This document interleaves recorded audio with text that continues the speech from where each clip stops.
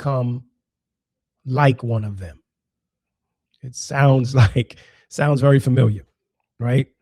The Babylonian Empire has a name in every generation. Sometimes it's a political system, a cultural moment, an economic structure.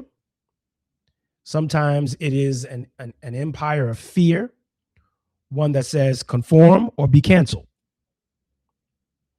agree with us or be left out, perform or we will just make you invisible.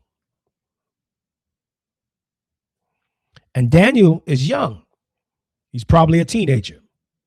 As I mentioned, he's been ripped from home, from his community, from everything that is familiar to him. And now he's standing inside a system that wants to rename him. They literally gave him a new name. They gave him a Babylonian name, a name that carried a different identity, a different allegiance, and a different God. And we have to realize that the empires don't always come at us with violence first. They sometimes come to us with an offer. They come to us with an offer. They says, here's your seat. Here's your food. Here's your new name. But don't be so much of what you used to be. Don't be so much. Don't be so much. Don't be so much. And that's why we have to realize God is really calling us to live faithful in this environment and to live unfiltered. We take the offer because the pressure is real, right? The cost of remaining is high. And sometimes it can be so exhausting to be in a room where your whole self is not welcome.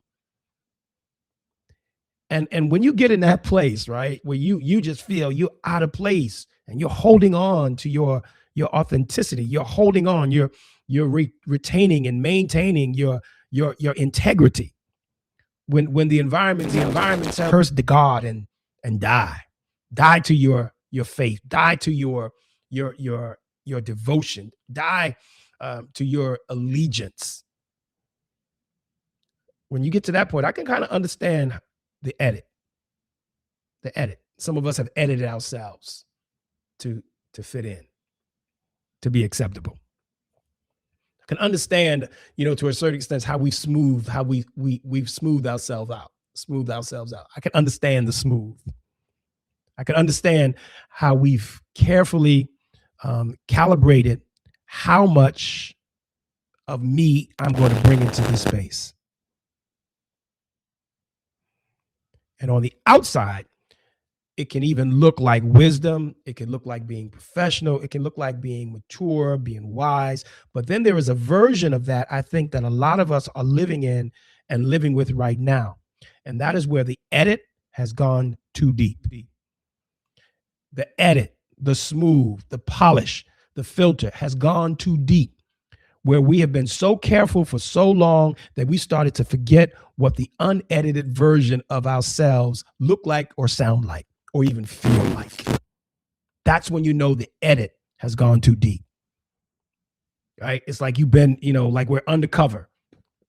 And, someone who's undercover, man, when they're some sort of asset, and sometimes they get too deep and they got to be pulled out because they're now taking on the full life, right? They've taken on that personality too deep.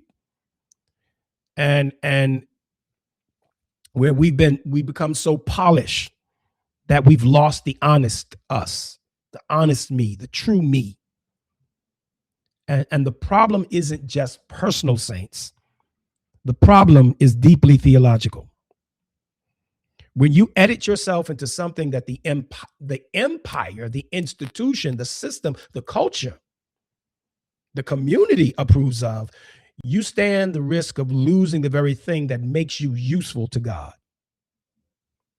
When he polishes himself, Daniel, and he moves from his authentic self, he's just another Babylonian. It's nothing different about him. He's not outstanding. He's blending in. But then verse 8 comes to us. And it says, but Daniel resolved. Daniel determined. Daniel didn't perform. He didn't just announce. He didn't post. He resolved. He determined. He made that internal determination. Before the pressure came, he made an internal determination about who he was going to be. Daniel did not make a scene, write a manifesto. He didn't make a big spectacle. He simply said, I will not defile myself with the king's food. It was a personal decision. He did not post it. He did not announce it. He spoke it to the ones, first and foremost, he resolved in himself. It was a commitment he made to himself first. A lot of times, some of us, we come up, we have these brilliant ideas. And before we really own it with ourselves, we release it into the atmosphere. We post it. We tweet it. But he decided he was not going to defile himself. I will not consume what this system is feeding me and pretend that it's nourishing me. Because everything the world feeds you is not nourishing you. It's not giving you the necessary nutrients that you need in order to live a healthy life. You know, some things that the system feeds us that sickens us. It diseases us. It makes us dependent on it in the worst way. So here's the question that lives underneath all of this. What have you been consuming in the name of survival, in the name of access, in the name of influence, in the name of sitting at the table, being in the room? What have you been consuming that has been slowly changing the shape of who you are? Ananiah and a Mishael and a Azariah. He had 3 other people who respected his rough edges, who saw him for who he was and did not try to sanitize him. So what I'm saying here is that you have to surround yourself with folks who respect your rough edges. And let me tell you, this is not preference. This is a strategy for you to survive in this environment.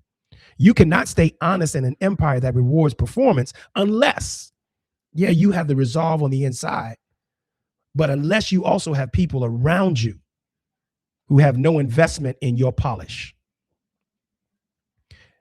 Yeah, you know, there's some people who are invested in your polish. They're invested in your filter. They're invested in your edit. They're invested. They have stock in the company that nips and tucks you. You cannot surround yourself with people who are invested in your polish.